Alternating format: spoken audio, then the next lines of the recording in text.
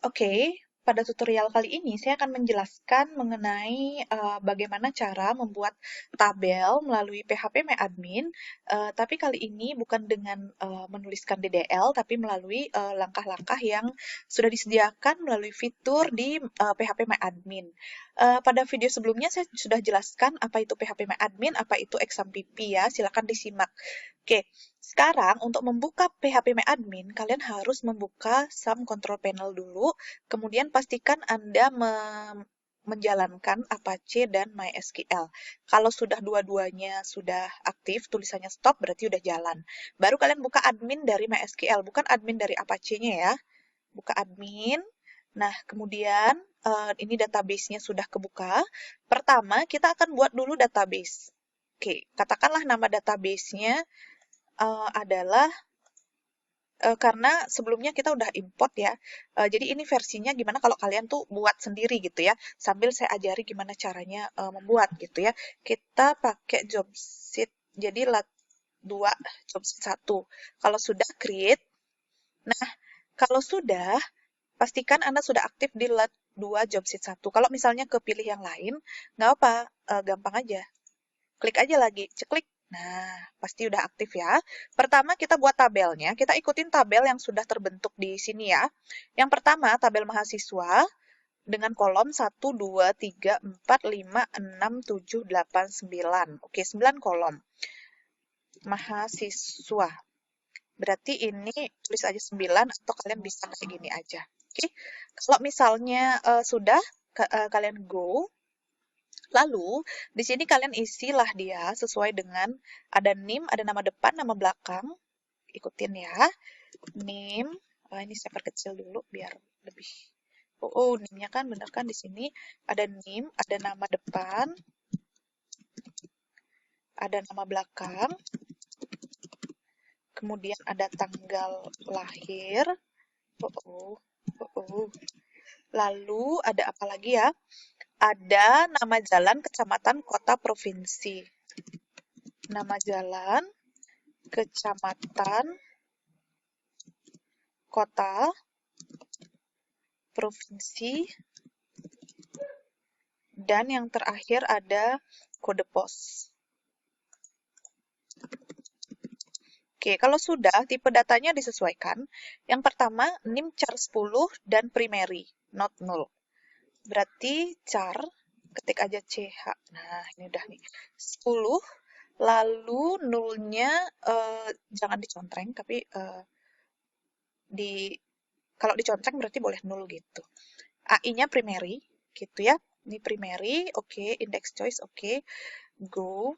Nah, kemudian kalau sudah, yang lainnya kita tentukan tipe datanya. Ada nama depan, nama belakang, varchar 30, varchar 30. Oke, varchar, ini 30. Ini juga 30. Kemudian untuk tanggal lahir, itu tipenya must be date ya. Kemudian jalan, varchar 60, varchar 30 sampai provinsi. Ini varchar.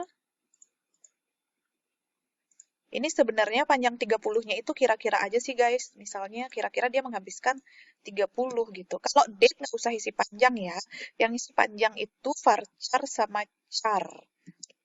Kemudian kode pos itu panjangnya kan pas 5 ya. Berarti char 5. Oke. Jadi seperti ini. Kalau sudah, kalian bisa save. Nah, gimana kalau ternyata tadi itu salah nulis? Misalnya ternyata kolomnya 10. Nah, berarti di sini bisa kalian tambahin nih, add one column, atau misalnya kurang 2 berarti 2. Kayak gitu ya. Nih, misalnya go. Kan dia akan ketambahan lagi 2 kolom. Kalau kelebihan gimana? Kalau kelebihan kosongin aja, biarin aja tertinggal seperti ini, langsung disimpan. Gitu. Jadi otomatis ditinggal mereka. Nah, kalau kunci dia akan ada semacam seperti ini, kunci. Jadi primary key, gitu ya. Oke, kalau misalnya tadi lupa ngasih primary gimana? Pilih kolom yang menjadi primary, ini kalian ceklik gitu. Nah, ini karena dia udah isi, dia jadinya menghilangkan gitu kan? Yes, nih kalau kalian ingin, sorry. Kalau misalnya kalian ingin menghilangkan, kalian edit ininya. Ini edit, dropnya, add primary-nya ini dihilangkan gitu. Tinggal di drop aja. Ini aja kalian copy kalau misalnya mau menghapus. Ini kalian copy sampai di drop ini, klik SQL gitu kan. Paste, go. Oke. Nah, maka klik di structure, dia udah hilang nih. Kalau ternyata misalnya mau nambah lagi, klik name, kasih primary, udah deh jadi gitu. Jadi seperti itu ya caranya kalau mau menghapus, dicontreng dulu, diklik, nanti ada drop-dropannya, tuh kalian copy. Nah, kopinya sejauh mana, lihat video sebelumnya. Kalau lupa, contreng, klik primary. Gitu. Kalau udah, sekarang kita bikin tabel yang berikutnya. Gimana caranya? Klik database-nya. Nah, di sini udah ada nih cara bikin tabel. Tabel mata kuliah.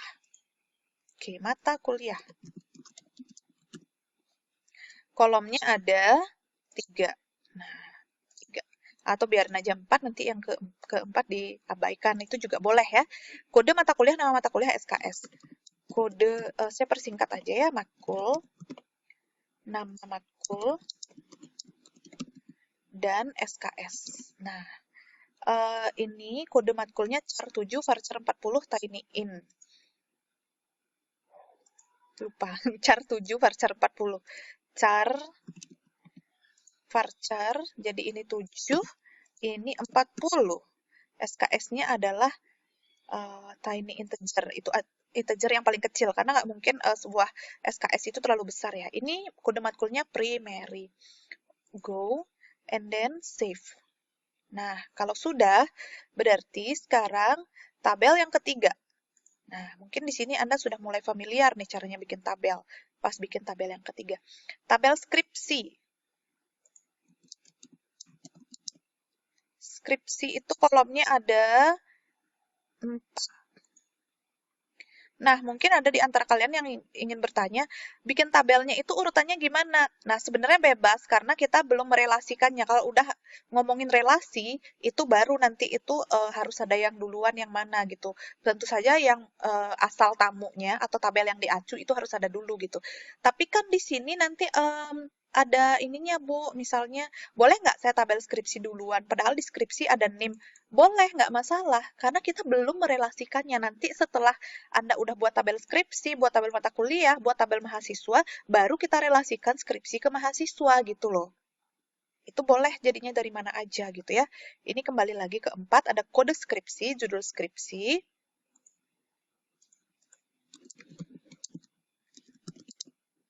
Terus ada judul, saya judul aja ya biar cepat ya. Abstrak NIM. Terus ada NIM.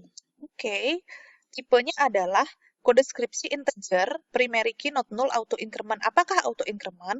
Auto increment ini adalah sebuah field yang dia otomatis tanpa perlu kita isi, kita nggak usah ngisi, dia otomatis mulai dari 1, habis 1, nanti data kedua otomatis kodenya 2, data ketiga otomatis kodenya 3, dan seterusnya.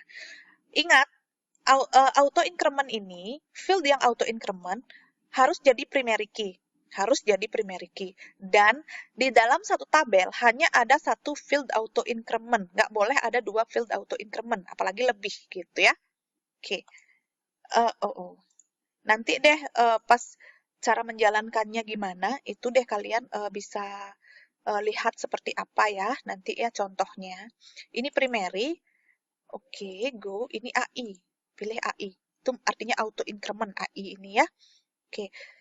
Terus kadang ada sih yang versi sum-nya beda, dia nggak ada AI gini, tapi ada sebuah field di sini namanya extra. Extra itu kalian klik ada auto increment gitu ya.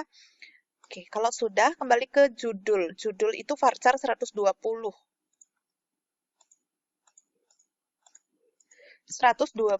dan ini 500. Nah, NIM ini karena nanti akan kita relasikan mengacu ke tabel mahasiswa, berarti panjangnya harus sama, char 10, nggak boleh beda. Nggak boleh selain char 10, karena dia, ini varchar masih boleh sih gitu ya, tapi kita samakan saja ya, pakai char 10 gitu. Kalau varchar 10 masih oke, tapi kalau integer itu jelas nggak boleh gitu. Karena char sama varchar sebenarnya masih bersaudara, cuman bedanya saya sudah jelaskan di bagian tipe data ya. Kita samakan saja. Ini kalau sudah save. Nah, oke. Yang berikutnya, klik lagi, kita akan buat tabel project. Ada 4 kolom. Go, apa saja kode, judul, dana, NIM. Kode, project, judul project, dana, NIM. NIM yang mengerjakan ya. NIM-nya saya ingat itu char 10 karena char tadi acuannya. Untuk dananya integer, judul project itu varchar berapa ya? Varchar 120. Ini juga kode project auto increment. Judul project varchar 120. Ini AI. Nah, kan otomatis dia primary ya kalau AI karena memang harus banget primary. And then save. Terakhir, bukan terakhir, masih ada kayaknya. Hobi mahasiswa, ada NIM dan hobi. NIM ini primary, ini char 10 ya nanti ya. Primary not null foreign key references ke mahasiswa.nim ini nanti pada saat kita merelasikannya. Hobi ini primary not null. Hobi. 2 kolom. Nggak apa-apa, biarin aja 4, nanti kita abaikan. Ada NIM, ada hobi. Hobi itu varchar 30. NIM itu char 10. Kalau udah, kok AI sih? Enggak lah. AI itu cuman integer aja gitu. Maksud saya primary. Primary, oke, go. Hobi, primary, and then go. Nah, kalau sudah, ini disimpan. Oke, tabel yang berikutnya, tabel terakhir yaitu relasi mempelajari. Di sini diubah jadi nama tabel nilai. Nilai mahasiswa ini ada 4 kolom. Oke, nilai mahasiswa 4 kolom, go. Ada NIM, ada kode mata kuliah, terus ada nilai angka sama nilai huruf. Nilai huruf itu varchar 2 karena ada A, ada AB, ada BC nanti ya. Ada B. Nilai angka kita pakai dia float aja karena bisa koma-koma. Kode mata kuliah char 7 kalau nggak salah kan. Di acuannya kita lihat gitu ya. Ini char 10 gitu. Kalian nanti contek aja di job sheet-nya berapa tipe datanya. Terus yang index itu, yang primary itu adalah si NIM dan kode mata kuliah. Kalau sudah, simpan. Nah, kalau sudah kan kelima-limanya udah nih. Sekarang kita tinggal relasikan. Ingat ya, relasi itu adanya di database, bukan ada di tabel. Baru di sini, nah di sini karena sudah saya perkecil, desainernya kelihatan nih, nggak usah more lagi gitu. Desainer, kita tata deh. Nih, terus habis itu, oke, ketinggalan dia, Rek. Oke, ini nilai ini di sini. Oh my god, kok dia katos sekali sih? Nah, skripsi. Oke, itu baru. Ini kok jadi lancar ya, Rek? Ya ampun. Mari kita relasikan bagaimana caranya. Cari di sini create relationship. Oke, klik dari mata kuliah kode matkul, ceklik, geret ke ceklik kode mata kuliah. Nah, apa sih artinya on delete sama on update? Ini nanti saya jelaskan di sesi yang berbeda ya, supaya tutorialnya nggak kepanjangan. Ini oke saja dulu. Aduh, Rek. Ya ampun, Rek. Oke, ini sudah saya rapikan. Kita create lagi relasinya ya. Dari NIM, dari mahasiswa. Kan ini asalnya menuju bertamu ke nilai mahasiswa. Oke. Nah, lalu lagi dari mahasiswa, ini dari NIM, menuju ke hobi. Oke. Terus lagi create nih. Dari NIM menuju ke skripsi. Oke, kan tulisannya error missing index. Nah, ini harus kita buat indeksnya dulu. Kalau NIM ini bertamu ke nilai mahasiswa dan ke hobi, NIM itu kan di sana primary key. Jadi otomatis dia sudah jadi indeks. Sementara NIM deskripsi dan project itu kan bukan primary key, berarti dia bukan indeks. Kita buat dulu indeksnya. Nah, kita bersambung ke tutorial yang berikutnya ya. Oke, di tutorial kali ini kita akan membuat indeks dulu. Jadi, NIM di dalam project dan di dalam skripsi, karena dia adalah kunci tamu, tapi dia bukan kunci primer juga, itu kita harus buatkan indeks dulu. Jadi, NIM ini di sini harus jadi indeks, baru dia nanti bisa terelasi.